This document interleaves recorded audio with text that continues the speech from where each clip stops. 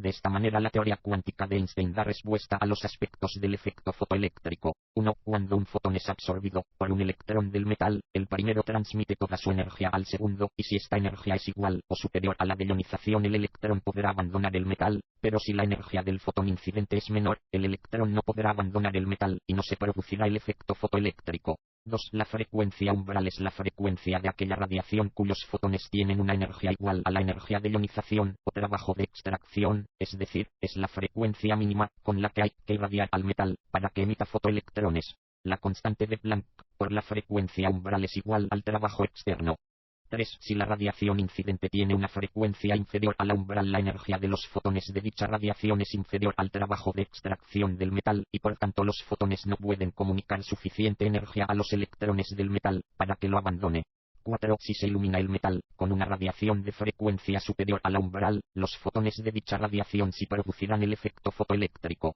5. Debido a que la energía necesaria para extraer un electrón se suministra en paquetes concentrados, no tiene sentido la existencia de un tiempo de retraso.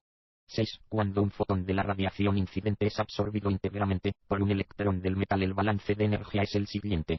La ecuación anterior se denomina ecuación de Einstein del efecto fotoeléctrico. Dualidad onda-partícula. Hipótesis de de Broglie.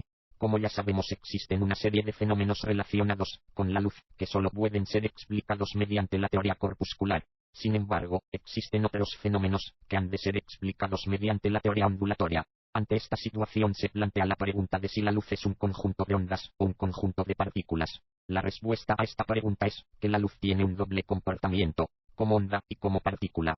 ¿Podría entenderse esta dualidad onda-corpúsculo a la materia? La respuesta la dio el físico francés Louis de Broglie.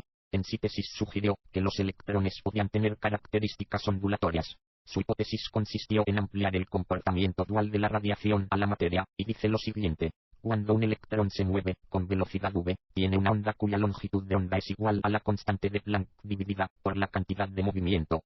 Como vemos en el postulado de de Broglie, quedan relacionadas dos magnitudes físicas del electrón, el comportamiento ondulatorio y el corpuscular. El postulado de de Broglie se hace extensivo a toda la materia y por tanto, se puede afirmar lo siguiente.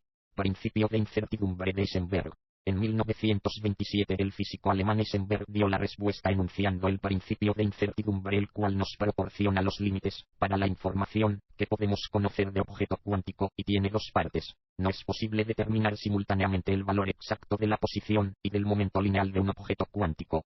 No es posible determinar simultáneamente el valor medio de la energía de un objeto cuántico y el tiempo en que tiene dicha energía. Este principio tiene dos principales consecuencias. Hace evidente la necesidad de que los sistemas cuánticos se expresen en términos de probabilidad.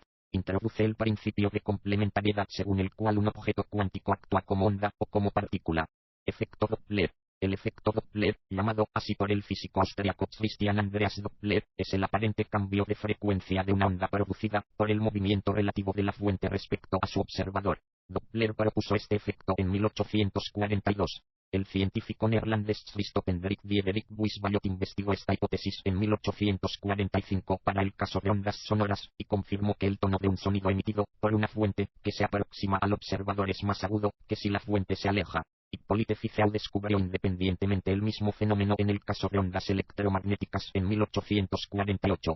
En el caso del espectro visible de la radiación electromagnética, si el objeto se aleja, su luz se desplaza a longitudes de onda más largas, desplazándose hacia el rojo. Si el objeto se acerca, su luz presenta una longitud de onda más corta, desplazándose hacia el azul.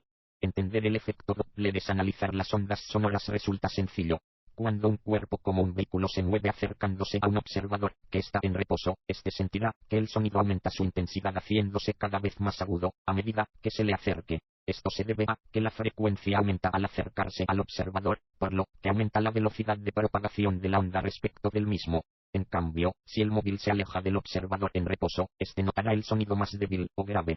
En este caso, al alejarse el móvil, la frecuencia sónica disminuye, reduciendo la velocidad de propagación de la onda respecto del observador.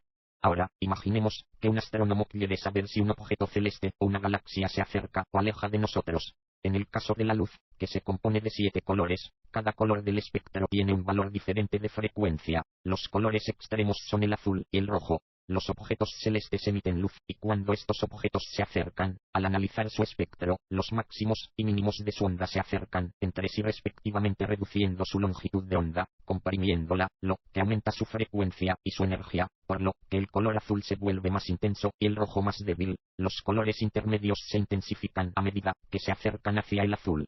Como la velocidad de la luz es constante para todos los observadores, que se mueven a distintas velocidades, los máximos y mínimos de la onda se acercan, haciendo que nos lleguen más ondas por segundo. Los fotones recorren menos distancia y como resultado pierden menos energía al alcanzar al observador al cual se acercan, en este caso el astrónomo en tierra. Esto se le conoce con el nombre de desplazamiento hacia el azul.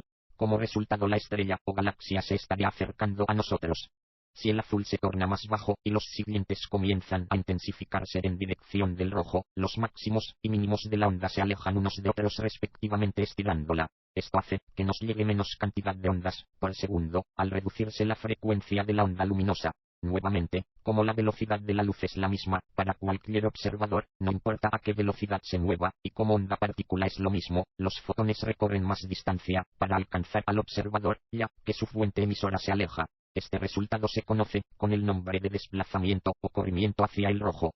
Cuando esto ocurre, la estrella o galaxia se está alejando de nosotros.